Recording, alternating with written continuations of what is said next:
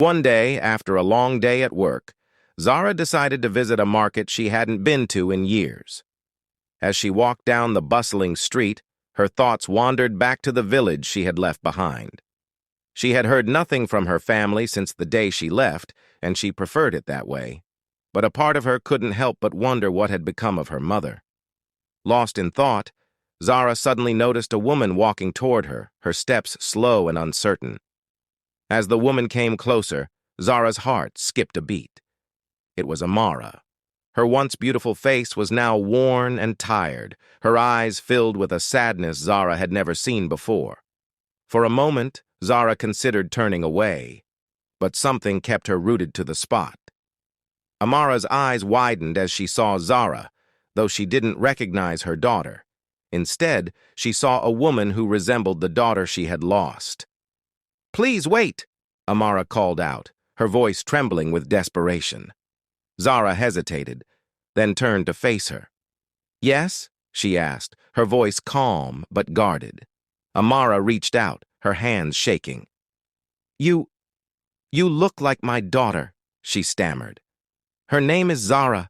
She ran away years ago, and I've been searching for her ever since. Please, you have to help me find her."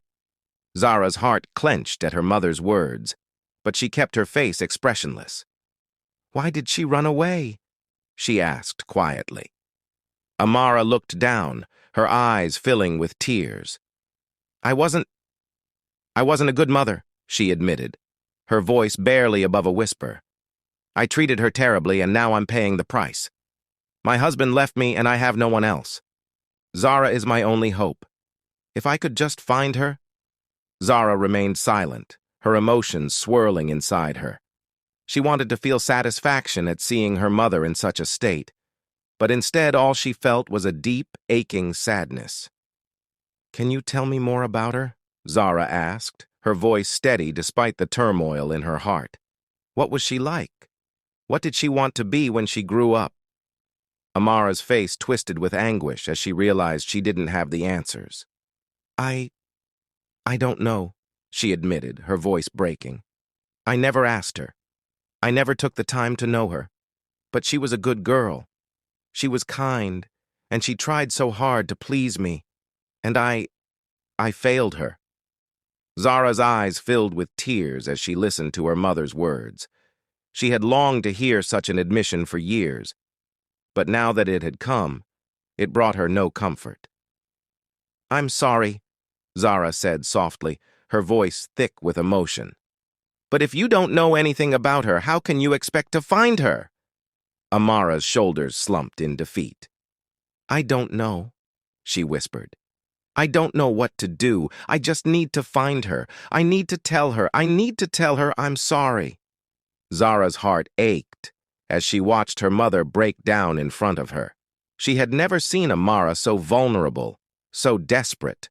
For a moment, Zara wanted to reach out, to reveal herself, to offer the forgiveness her mother was seeking.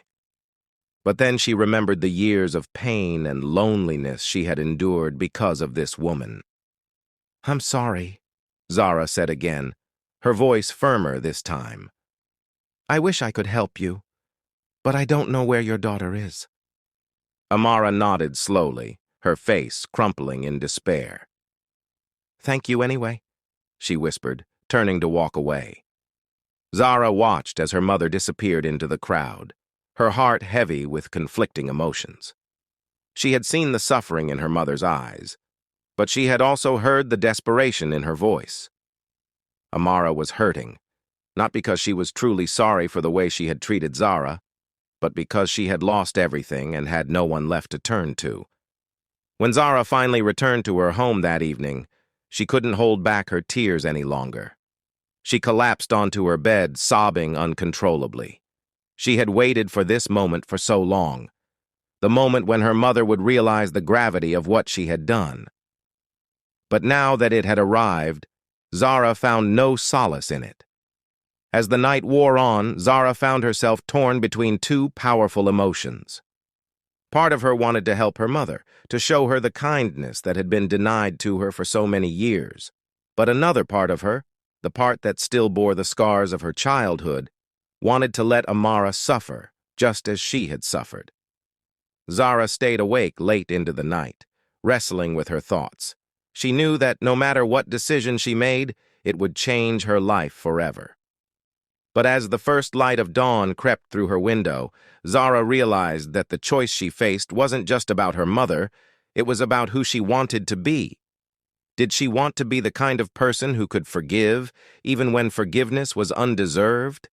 Or did she want to hold on to the anger and pain that had defined her for so long?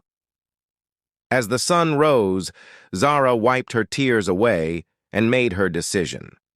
Whether she would reach out to her mother or let her suffer the consequences of her actions, only time would tell. But whatever she chose, it would be on her terms, not out of obligation or guilt, but out of the strength she had found within herself.